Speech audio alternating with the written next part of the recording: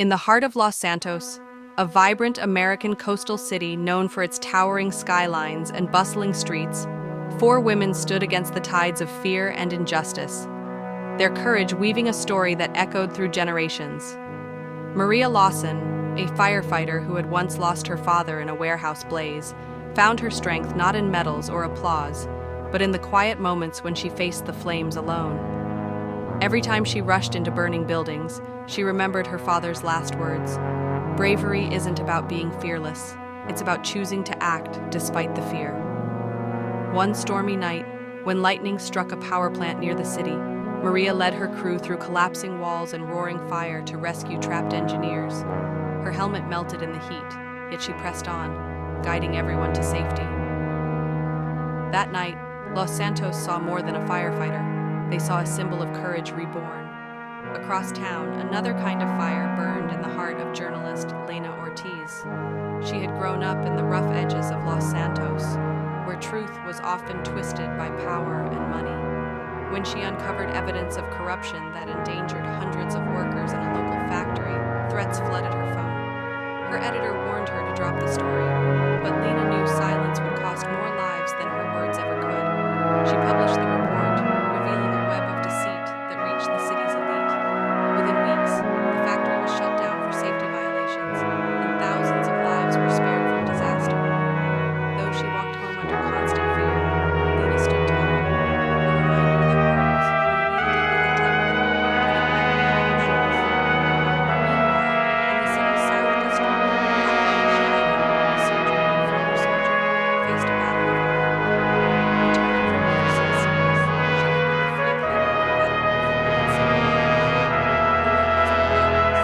The clinic was underfunded, and every day brought new challenges. Yet, when a powerful storm struck Los Santos and flooded the nation refused to evacuate. She turned the half-submerged building into a shelter, stitching wounds by flashlight, feeding children from emergency rations, and comforting the hopeless. When dawn came, exhausted but smiling, she looked behind the survivors and whispered, "We still standing." Her words spread through the community like sunlight after rain. Then there was Charlotte Green, once a high school teacher, now a community organizer.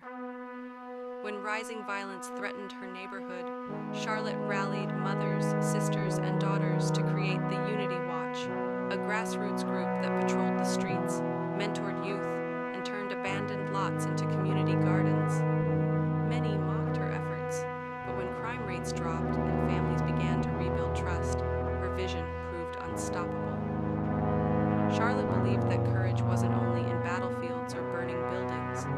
It lived in everyone who dared to care, to build, and to lead.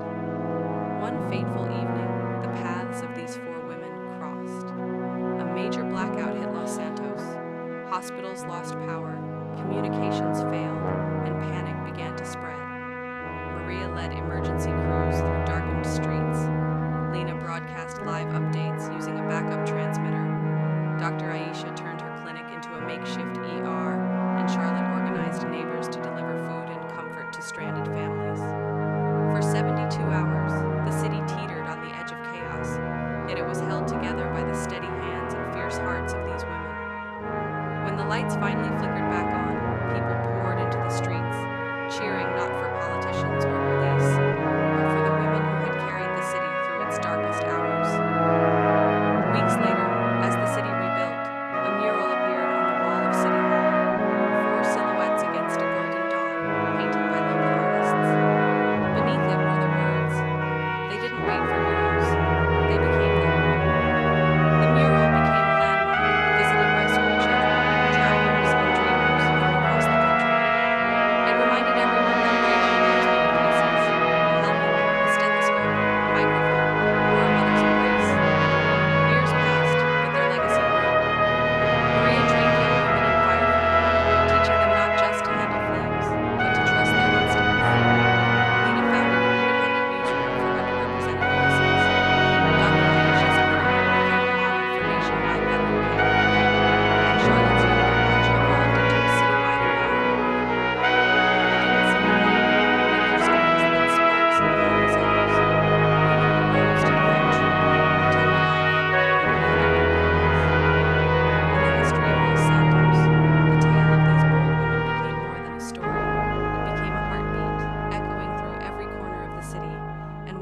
winds howled through the skyline or fire trucks raced through the night, people remembered.